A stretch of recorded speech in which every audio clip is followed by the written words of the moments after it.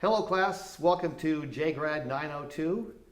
This is an interesting opportunity for you to actually see me from in an online class. Sometimes that doesn't happen very often. We've done a couple of audio pieces with Gary and Matt, but I thought it would be fun to sort of do a video piece today, give you a chance to see me, and we can maybe make a connection in some fashion. And we'll probably do this again before the semester's over.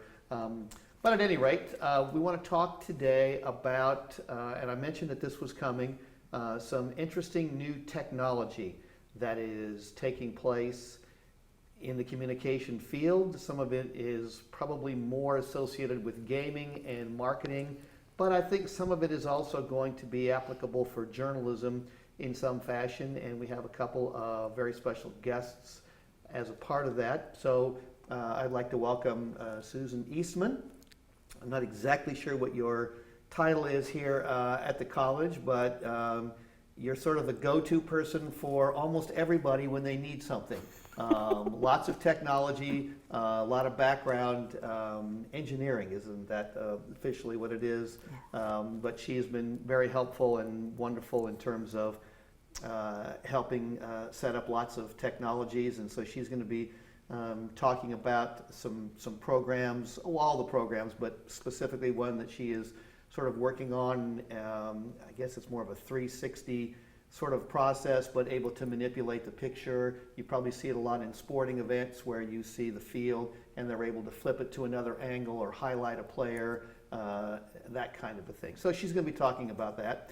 And we have Adam Wagler, who is a professor in the Advertising and Public Relations Department, but again, somebody who is very in tune with what is happening in terms of the technology, certainly the 360 video, certainly with the Oculus Rift that you're going to be talking about, and some other things as well. So I thank you very much for coming to talk to my grad class today. I'm sure they will appreciate it as well. So Thank you. Welcome. Okay, so let's talk about some of the technologies. Maybe just the two of you can sort of briefly touch on a little bit about some of the fun things that are happening and what you're working on, and then maybe we can show the folks some of the specifics that we have as well. Sure. So all of what we'll kind of talk about today is really just what I consider immersive media. It's more of a catch-all. Instead of just saying VR or 360 or something like that, you can kind of, I think, use that umbrella term to kind of get to the idea that you're trying to take an audience and put them in a place. Whatever that place is, we get to kind of decide. So there's lots of different ways to kind of go about that now. It used to be a little bit hokey.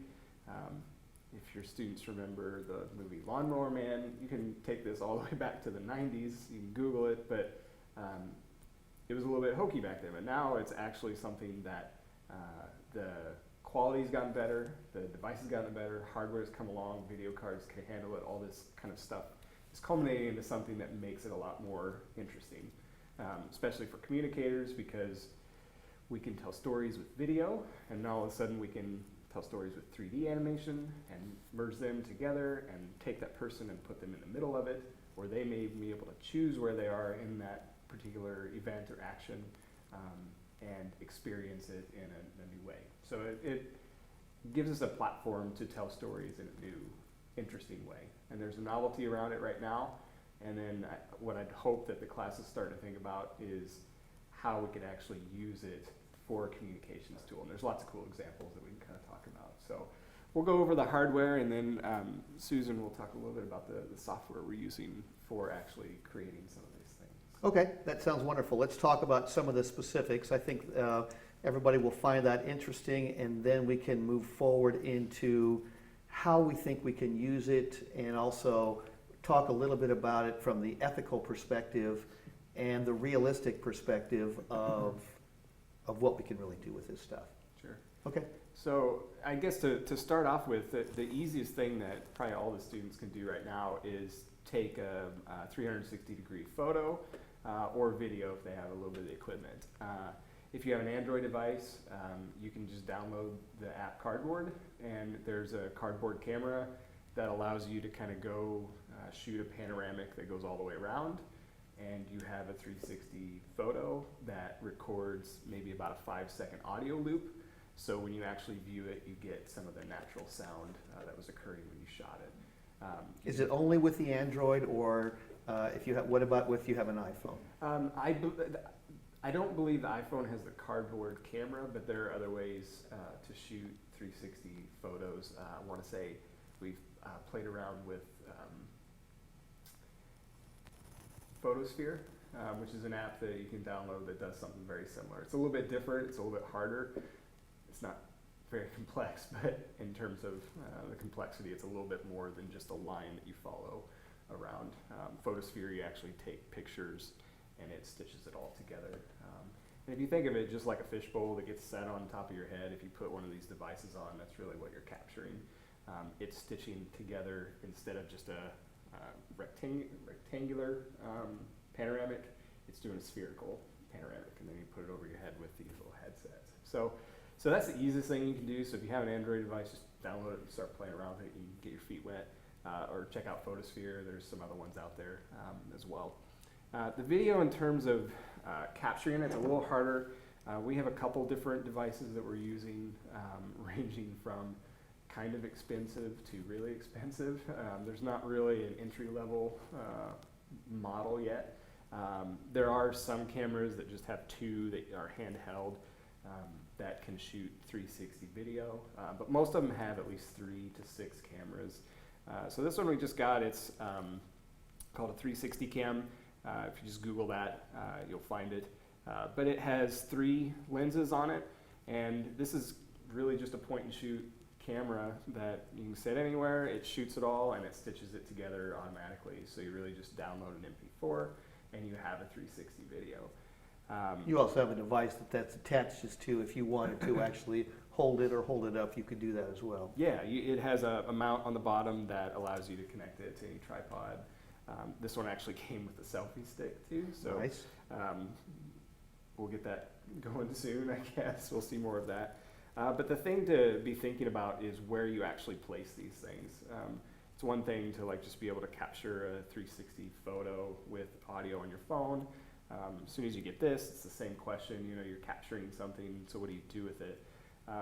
Right now, there's not a ton of places that is widely distributed where you can find these. YouTube and Facebook are really the 2 big platforms that you see 360 media coming out.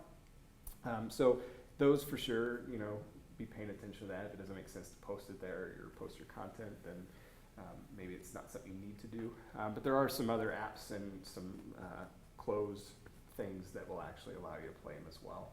On the mobile phone, you just kind of pick it up and look around, and that's how you see the 360 content.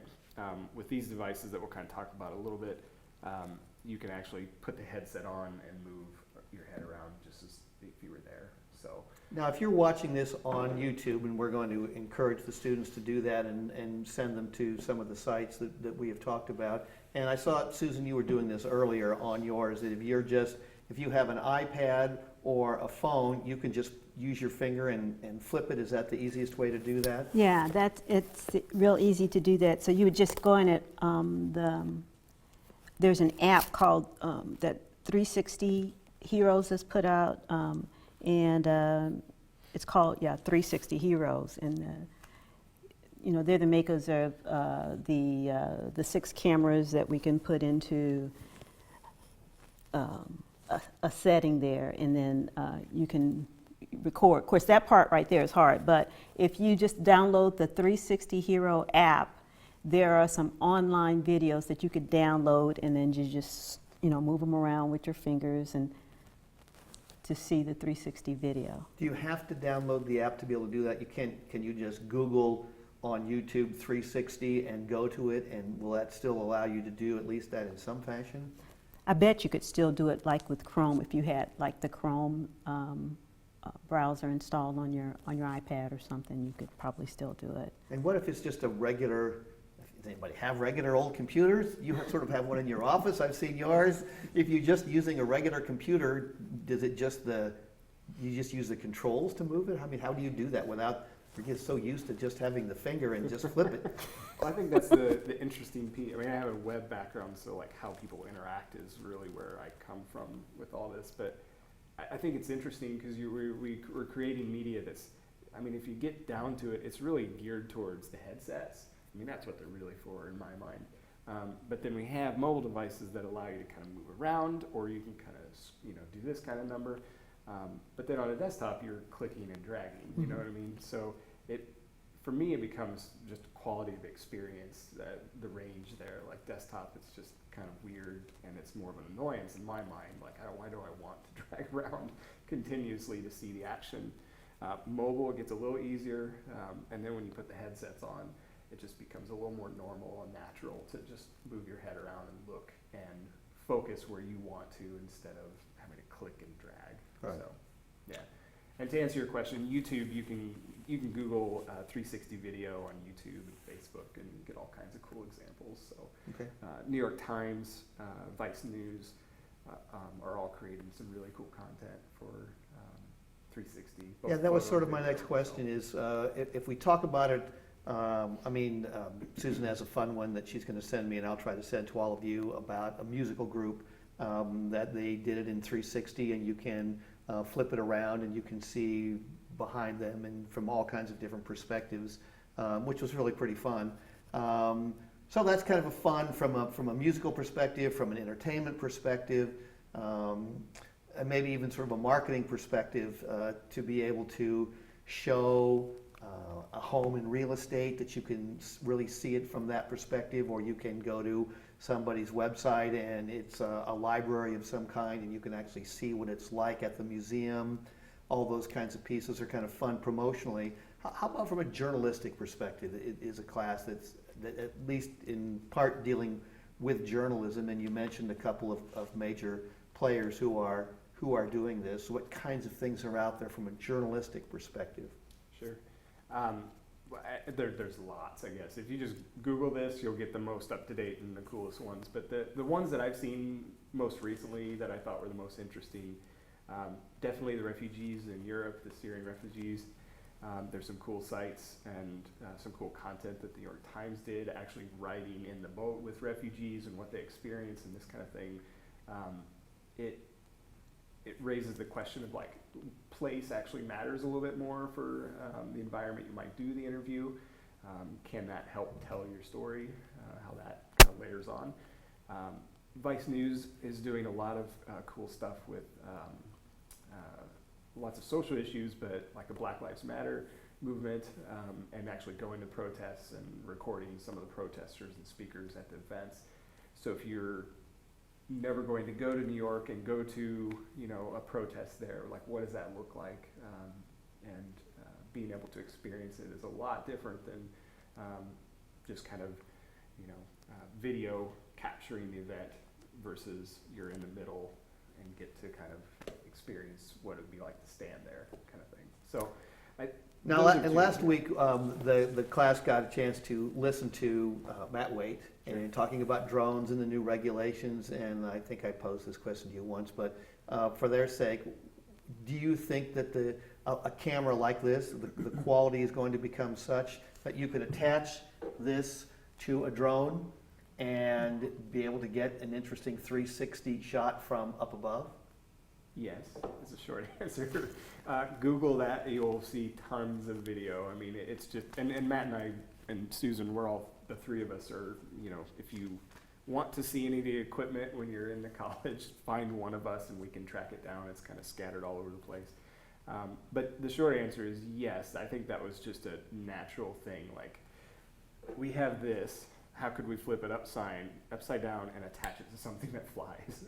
And there's plenty of people doing it. There's plenty of rigs that carry a lot more weight. So there are camera rigs that have the 6 GoPros and like about this size that they'll strap to a larger drone to get some really, really cool video that is just a new perspective. So yeah, I think quality's there. It's going to get more. Right now, people are shooting higher quality 360 video than most devices can actually play back comfortably without killing internet connections and that sort of thing. So I think it'll be interesting, I guess, to see how it goes. But the quality's definitely there. The hardware will catch up with it, I think, too, really quick. Okay, before we jump into the really nice rig with the GoPros, I should Apologize to those of you who are not going to be able to stop by the college because you're out in California or you're in North Carolina or you're somewhere else taking this class online. But I would really encourage you, there are a lot of conferences journalistically that are out there in which they sort of show this and demonstrate some of this technology. I really do encourage you to, if you get a chance to go out and to look at some of this stuff, and if for some reason you ever do come by here, we'd be happy to talk to you about that. Okay, so we have the small device, but Susan mentioned it very briefly. There is also a device that you have that has a number of GoPros that are attached to it, and that is the higher quality kind of producing 360 video. Is that correct?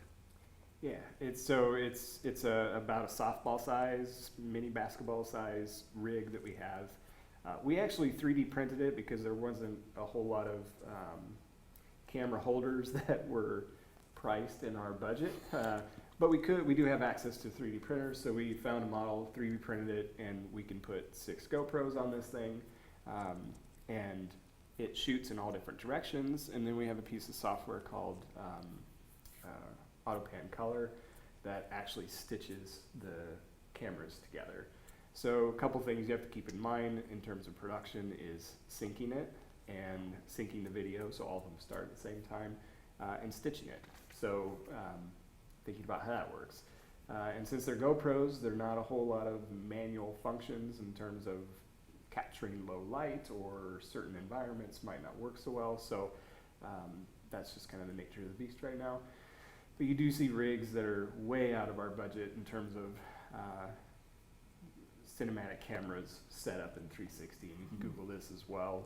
Mini Cooper has a cool campaign that they shot an actual like 10-minute movie with some cinematic quality cameras in a 360 rig fashion, which is super cool. And it's another example of like quality is here, what you can view it back is here. So as soon as we get the hardware to there, it'll be a super cool experience. It already is. You can get this kind of rig set up, but you do need 6 GoPros, and you have to have some kind of rig. GoPro is actually going to release in August an actual rig that holds this and syncs the cameras and this sort of thing. And there are rigs out there that do hold the cameras and things like that, but we're just kind of waiting for the GoPro rig to come out. So the hardest part about that process is you do have to kind of manually stitch together the actual video itself. And if you've ever shot video or shot a panoramic with just a regular camera, you kind of capture frame by frame, and then you throw it into Photoshop and merge it together, and now you have panoramic. It's a similar process, so a little more complex. But if you look really closely at some of the video, you'll see seams where it didn't quite stitch together. And right now, it's kind of acceptable in my mind. Like, you see that and you understand that that's what that is, but I suppose it's like video on the web in the late 90s. It was okay if it wasn't really great. It's still not great. Right? so I guess... But we seem to be finding it more acceptable. Right. So that's it's very similar to that. You'll see seams, and if you look for them, you can kind of understand what's going on there. But for sure, that's definitely kind of the next step up that we have that we're playing around with. It was an interesting conversation with Matt because my background is very much in producing documentaries and shooting videos, and a whole part of that is training the videographer of what to capture, how to get the close-ups, how to use those kinds of shooting techniques that once you get it back into the editing process to be able to put that all together creates this real impact for the audience. And in this concept, there is none of that, right? I mean, you just sort of set your camera up, you hit go, and away it happens. Yeah, I think that's what's... I think this is why I find it most interesting, because again, my web background tells me that I'm creating something that other people are going to use, and if it's not used in a way they think is interesting, they won't, So it's kind of like that idea with video is, yes, you still get to kind of determine the placement and where you're actually showing people, but the framing is really up to the person viewing it. You select the environment, and it kind of goes from there.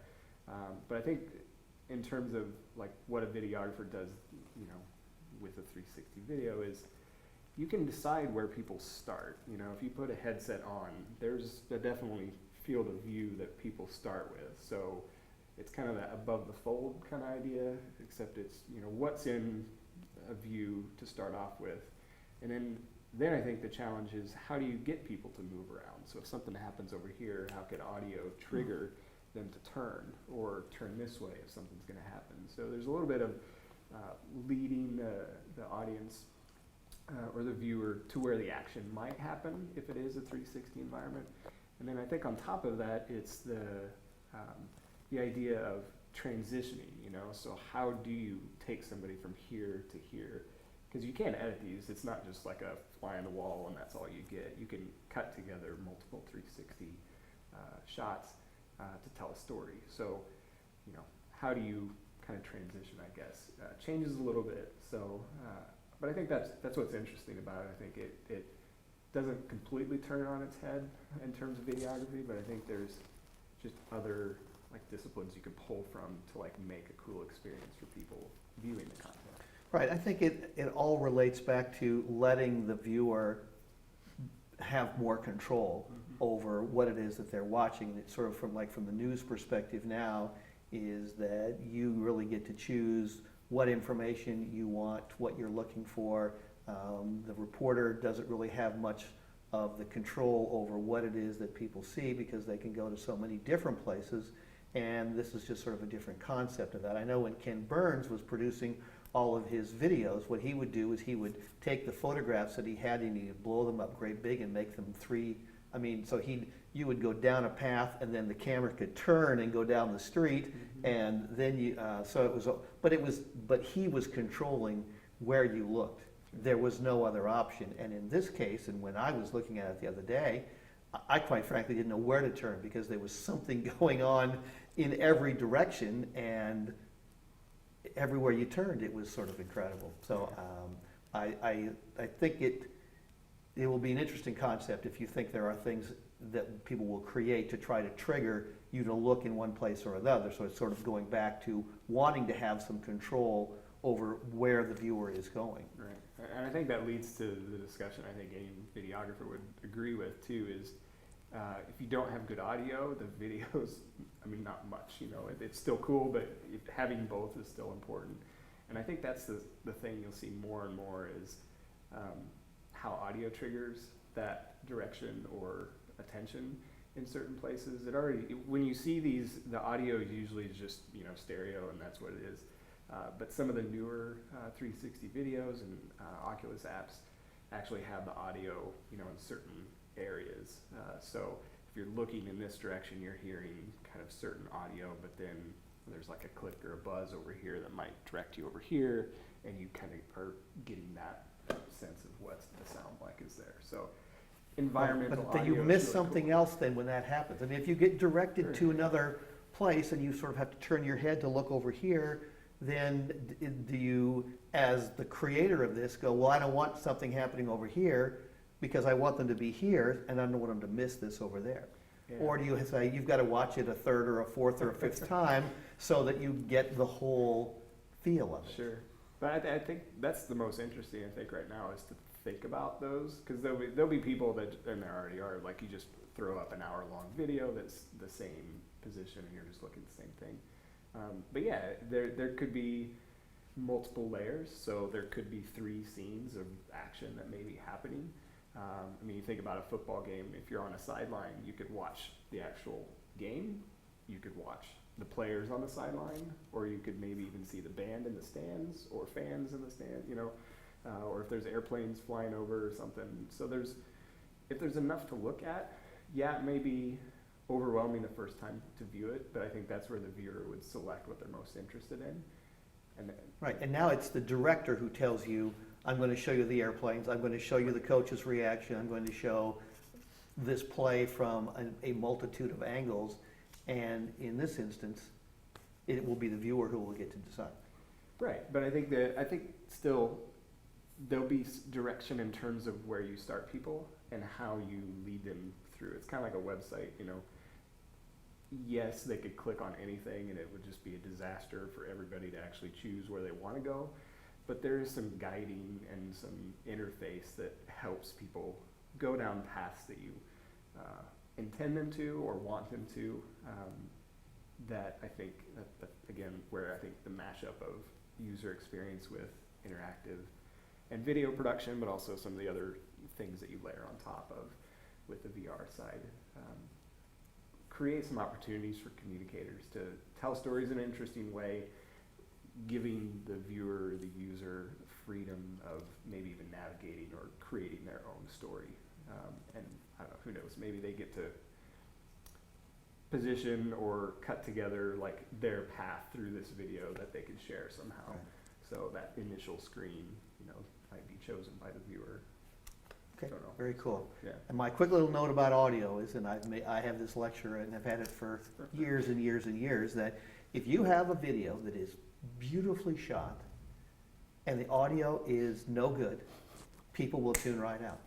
But if you have a video that the audio is very nice and nice music or whatever it is, and the video is just kind of okay, people will tend to watch it still, because that audio and oral aspect of it is so critical and so important. There's some really cool stuff around audio that is, I mean, it's a little ways out, but you hear about it and it's just, that's pretty cool.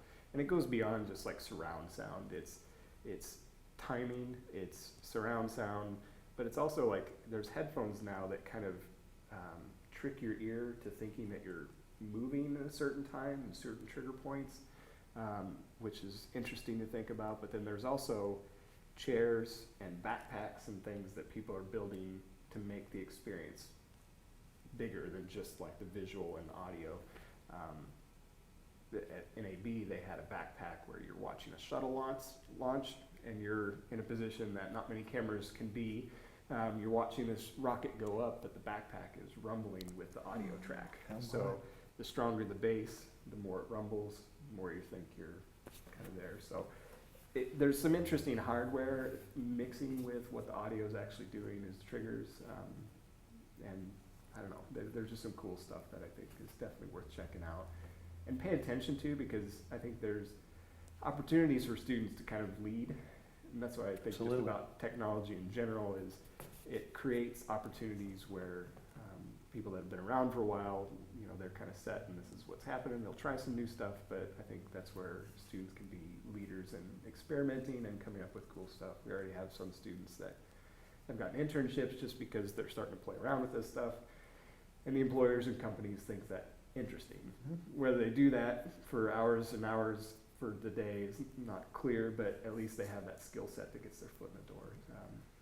And there's a level of experimentation that I think opens up doors to that are cool. Yeah, I think there are a number of uses for all of this stuff, but I'm not sure you'd want to be immersed in a 3D 360 world all the time.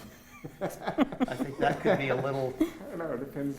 well, maybe so. Right, so I mean, there's definitely some fun movies and things like that that get into some of that parallels, like Right. good and bad and pros and cons. But I think that's, again, where the opportunity mixes for you to tell a cool story or have people have good experiences, and for AdPR side, reflects well on either the organization's message or the brand's message.